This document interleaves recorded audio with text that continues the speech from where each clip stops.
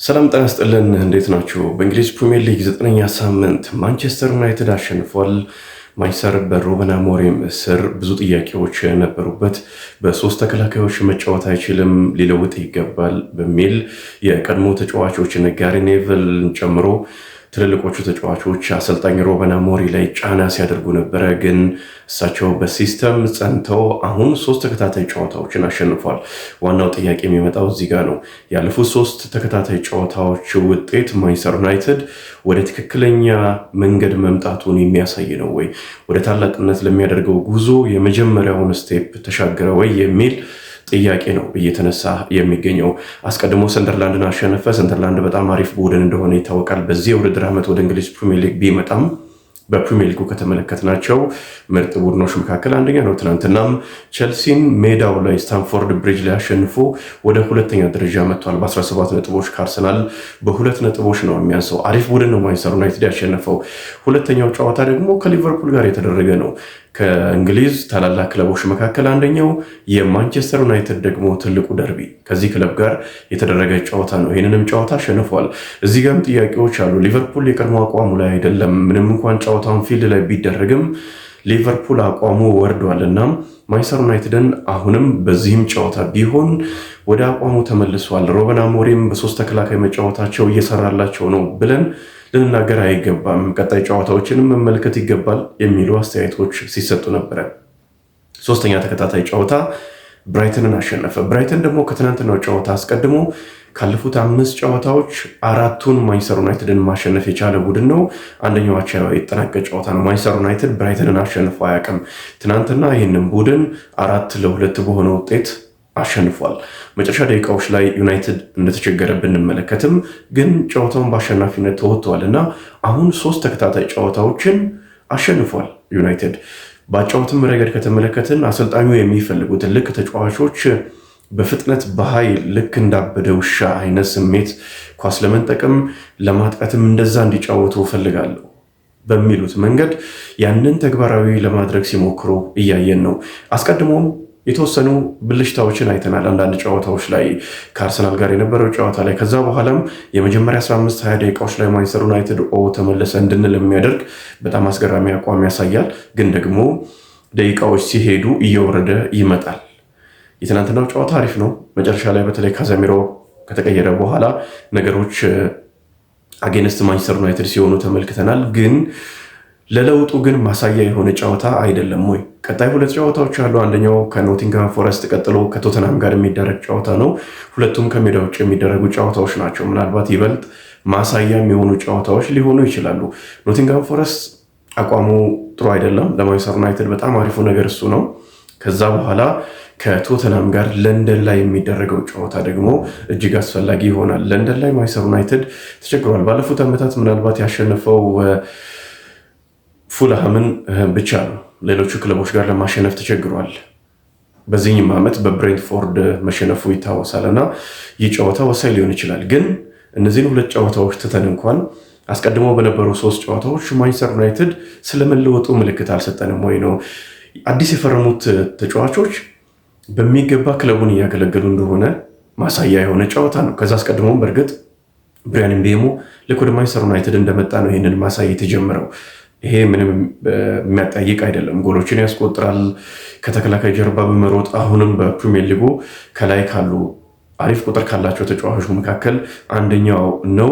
90 ደቂቃ በሙሉ ስፕሪንት በማድረግም እንደዚህ በ90 ደቂቃ ስል ከመጀመሪያው ደቂቃ ጀምሮ እስከ መጨረሻው ደቂቃ ድረስ በሆኑ ሞመንቶች ያንን ማድረግ ይችላል። መጀመሪያው አጋማሽ ላይ ብቻ አይደለም፣ ወይም የሆኑ ደቂቃዎች አካባቢ ላይ ብቻ አይደለም ያንን የሚያደርገው። አይደክምም። በጣም ጠንካራ ተጫዋች ነው። አሁን ደግሞ ጎሎችንም እያስቆጠረ ይገኛል። ትናንትናም 2 ወሳኝ ጎሎችን አስቆጥሯል። የጎሎቹንም ጥራት አቅሙን በደንብ የሚያሳይ ነው። ቤንያሚን ሼሽኮ ሲመጣ ጥያቄዎች ነበሩበት። የመጀመሪያ 2-3 ጨዋታዎች ላይ ብዙ ተተችቷል። ግን ደግሞ አሁን በደንብ ለማንቸስተር ዩናይትድ አስፈላጊ የሆነ ተጫዋች እንደሆነ እያየን እንገኛለን። ትናንትናም 6 የአየር ላይ ኳሶችን አሸንፏል ዩናይትድ። ይሄ ነበረ የሚጎለው። በተለይ ራስመስ ሆይሉንድ ወደ ጣሊያን ሄዶ ተሳክቶለታል። በጣም አሪፍ ነው። ግን ማንቸስተር ዩናይትድ እያለ በክለቡም በራሱም ችግር ምክንያት ያንን አቅም ማሳየት አልቻለም ነበር። የአየር ላይ ኳስ ላይ በቀላሉ ነው የማንቸስተር ዩናይትድ ፊት መስመር የሚሸነፍ የነበረው። ሼሽኮ ከመጣ በኋላ ግን ያ ተቀይሯል። አሁን 6 ትናንትና የአየር ላይ ኳሶችን አቀብሏል። በእግሩም ሲጫወት እጅግ በጣም አስደናቂ ነው እና በጨዋታ ሂደት በደንብ እንደሚዋሃድ ምልክቶች አሉት። በደንብ ምልክቶች ያሉት ፈጣን ነው፣ ጠንካራ ነው፣ ኳስ ይችላል፣ የጎል አይኖች ያሉት ተጫዋች ነው። ገና 22 ዓመቱ ስለሆነ ያንን ሩበን አሞሪም እና ማንቸስተር ዩናይትድ ማሳደግ ነው የሚጠበቅባቸው። ማቲያስ ኩኛ የተወሰኑ ጨዋታዎች ላይ በጣም ጥቂት ጨዋታዎች ላይ የተቸበትን የወረዳ አቋም ቢያሳይም ግን አብዛኞቹ ጨዋታዎች ላይ በደንብ ራሱን መግለጥ ችሏል። ትናንትናም እንደዛ ነው።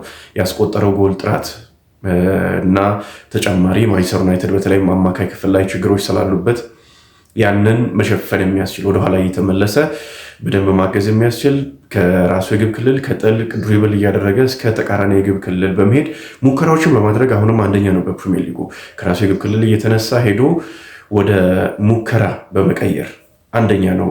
ይህንን ይበልጥ ወደ ውጤት መቀየር ብቻ ነው የሚጠበቅበት እና በጣም አሪፍ ተጫዋች ሆኖ ተመልክተናል። ከቡድን አጋሮቹ ጋር በደንብ መጫወት ይችላል። ለረዥም ኳሶች የሚሆን አስደናቂ ፍጥነት ያለው ነው። ከመጀመሪያው አርሰናል ጨዋታ ጀምሮ ይህንን ተመልክተናል። ግሩም ተጫዋች ነው። ሌላኛው የፈረመው ተጫዋችም በማንቸስተር ዩናይትድ ዶርጉም ባለፈው ነው የፈረመው። ዶርጉም መሻሻል እንደሚችል ተመልክተናል። ቡድኑ አሪፍ ሲሆን አብሮ መሻሻል የሚችል ተጫዋች ነው። ብዙ ጥያቄዎች እንዳሉበት አውቃለሁ፣ ግን ከማንቸስተር ዩናይትድ አጠቃላይ ከሲስተሙ መዋሃድ ጋር አብሮ ሊጎለብት የሚችል አይነት ተጫዋች እንደሆነ ነው የሚሰማኝ። ተከላካይ መስመር ላይ፣ አማካይ ስፍራ ላይ ጥያቄዎች ነበሩበት፣ ግን ደግሞ ካዜሚሮ አሁን አምና የማንቸስተር ዩናይትድ ደጋፊዎች ከክለቡ እንዲወጣ ሲገፉት እንደነበረው ያለበት አይመስለኝም። በጣም አሪፍ ሆኗል። ትናንትናም የሊቨርፑል ጨዋታ ላይም ተመሳሳይ ነው። እሱ በነበረባቸው ደቂቃዎች ላይ እጅግ በጣም አሪፍ ነው ማንቸስተር ዩናይትድ እና አሁን አስፈላጊ ተጫዋች የሆነ ይመስለኛል። ምናልባት 1 ዓመት ተጨማሪ ካዜሚሮን ማንቸስተር ዩናይትድ ውል ሊሰጠው ሁሉ ይችላል። አሁን ባለው ሁኔታ በጣም አሪፍ ነው። ትናንትናም ጎልም የሆነ ኳስ ምክንያት ሆኗል ወይም አስቆጥሯል። ጠንካራ ኳስ ባይሆንም ተደርቦ ዲፍሌክት አድርጎ ሄዶ ጎሉ ተቆጥሯል እና ካዜሚሮም በጣም አሪፍ ነው። ብሩኖ ፈርናንዴሽ ከነጥያቄዎቹም አሁንም በእንግሊዝ ፕሪሚየር ሊግ እድሎችን በመፍጠር ቁጥር 1 ተጫዋች ነው። ያለፈው የሊቨርፑል ጨዋታ ላይ እንዴት አይነት አስገራሚ አሲስት እንዳደረገ ተመልክታችኋል። ትናንትናም በጣም አሪፍ ነበር። አጠቃላይ ኦቨርኦል ፐርፎርማንሱን ከተመለከትን በጣም አሪፍ ተጫዋች ነው ብሩኖ ፈርናንዴሽ እና መሀል ላይም የተስተካከሉ ያሉ ነገሮች ይታያል ማለት ነው። አሪፍ ነገሮች አሉ ሁለቱ አማካዮች ላይ። በሁለት አማካይ ነው በዋናነት ማንቸስተር ዩናይትድ የሚጫወተው እና ከሁለቱ አማካዮች ጎንና ጎን ዊንግ ባኮች ስላሉ የነዚህ ሁለት አማካዮች መጠናከር በጣም አስፈላጊ ነው። በተከላካይ መስመርም ዮሮ በሚያስፈልግበት ጨዋታ ዮሮን፣ ሃሪ ማጓየርን በሚያስፈልግበት ጨዋታ ሃሪ ማጓየርን እያስገቡ ሩበን አሞሪም ጥሩ የሆነ የተከላካይ መስመር የሚሻል መጀመሪያ ከነበረው የሚሻል ተከላካይ መስመር አሳይተዋል። ግን ከዚህ በላይ ዩናይትድ በደንብ መጠናከር ይኖርበታል፣ ምንም ጥርጥር የለውም። በተወሰነ መልኩ የተነሱ ጥያቄዎች ከሊቨርፑል ጨዋታ ጋር የተነሱ ጥያቄዎች ትክክል ናቸው። ሊቨርፑል የቀድሞ አቋሙ ላይ አይደለም፣ ግን ከማንቸስተር ዩናይትድ ጋርም በልጧል። በኦፕታ መረጃ መሰረት በፕሪሚየር ሊጉ ጅምር ጠንካራ ቡድኖችን የገጠመው ማንቸስተር ዩናይትድ ነው። አርሰናልም ጠንካራ ቡድኖችን ገጥሟል፣ አንደኛ ደረጃ ላይ ይገኛል። ማንቸስተር ዩናይትድ ግን ጠንካራዎቹን ከአርሰናልም በላይ ገጥሟል በሚል ኦፕታ አስቀምጧል። ቁጥር ላይ መረጃ ያደረገ እንደሆነ ይታወቃል እና ከነዚህ ጠንካራ ቡድኖች ጋር ተጫውቶ አሁን 16 ነጥቦችን ይዞ የሚገኘው ማንቸስተር ዩናይትድ ለእኔ በጣም አሪፍ ውጤት ነው። ጥሩ ግብ ጠባቂ ማስፈረሙን ተመልክተናል። ላመንስ ምናልባት ልምድ ያለው አይነት እንደ ኤሚ ማርቲኔዝ አይነት ግብ ጠባቂ ቢያስፈርም ይሻላል የሚል ጥያቄ ለነበራቸው ሰዎች መልስ እየሰጠ ይመስለኛል እና ማንቸስተር ዩናይትድ በጣም አሪፍ መንገድ ላይ ነው። ሩበን አሞሪም ከሰንደርላንድ ጨዋታ በኋላ ሊሰናበቱ ይችላሉ፣ ከብሬንትፎርድ ጨዋታ በኋላ ሊሰናበቱ ይችላሉ ሲባል ነበረ። ግን በፍጥነት ወጥተው ሰር ጂም ራትክሊፍ 3 ዓመታት ሊታገሷቸው እንደሚችሉ ተናገሩ። ምናልባት የኚህ ባለሀብት ውሳኔ ትክክል እየሆነ እንደሆነ ማሳያ የሆነ ጨዋታ ነው። አሁን ማንቸስተር ዩናይትድ 3 ጨዋታዎችን በተከታታይ አሸንፏል። ይሄ ማለት ማንቸስተርን ወደ ስኬት ለመምራት ማረጋገጫ ይሰጣል ማለት አይደለም። በቀድሞ አሰልጣኝ በኤሪክ ቴን ሃግ ስርም ማንቸስተር ዩናይትድ በተከታታይ 5-6 ጨዋታዎችን አሸንፏል። ይህንን ማድረግ ችሏል። የአንድ ዓመት ታሪክ ነው የምናወራው። ይህንን ማድረግ ችሏል። 3 ጨዋታዎችን በተከታታይ ከአንድ ዓመት በፊትም ማንቸስተር ዩናይትድ ማሸነፍ ችሏል። ምናልባት በጣም አሪፉ ነገር ሲስተም መዘርጋቱ። ያ ሲስተም የወደቀ ቢመስልም አሁን በ3 ተከላካዮች በ3-4-2-1 ወይም በ3-4-3 ማንቸስተር ዩናይትድ ወደ ውጤት እየመጣ መሆኑን ማሳያ ሞመንተም ማግኘቱ ነው እንደ ትልቅ ነገር ሊነገር የሚገባው። በኤሪክ ቴን ሃግ ስር በመልሶ ማጥቃት ነው የሚጫወተው ሲሉ ነበረ፣ ግን ያንን በተደጋጋሚ ጨዋታዎች ላይ አልተመለከትንም። የወደቀ ቢመስልም በማንቸስተር ዩናይትድ ቤት ይህንን አሰልጣኙ ተግባራዊ አድርገው አምነውበት ዘልቀው አሁን 3 ተከታታይ ጨዋታዎችን አሸንፈዋል። በዩናይትድ ስር ለመጀመሪያ ጊዜ ነው ሩበን አሞሪም ይሄንን በፕሪሚየር ሊጉ ያደረጉት። 2 ጨዋታ እንኳን በተከታታይ አሸንፈው አያውቁም ነበረ። አሁን 3 ጨዋታዎችን በተከታታይ አሸንፈዋል። ዩናይትድ ወደ አሸናፊነት መጥቷል፣ ግን ወደ ቀደመ ዝናው ለመመለስ ትክክለኛ መንገድ ላይ ነው? እስቲ ኮሜንት ላይ ሀሳባቸውን አስፍሩልን። 4-2 ብራይተንን አሸንፎ 16 ነጥቦች ላይ ደርሷል። ሊቨርፑል ትናንትና ተሸንፏል። በጣም የሚያስገርም ነው። በብሬንትፎርድ 3-2 በሆነ ውጤት ተሸንፏል።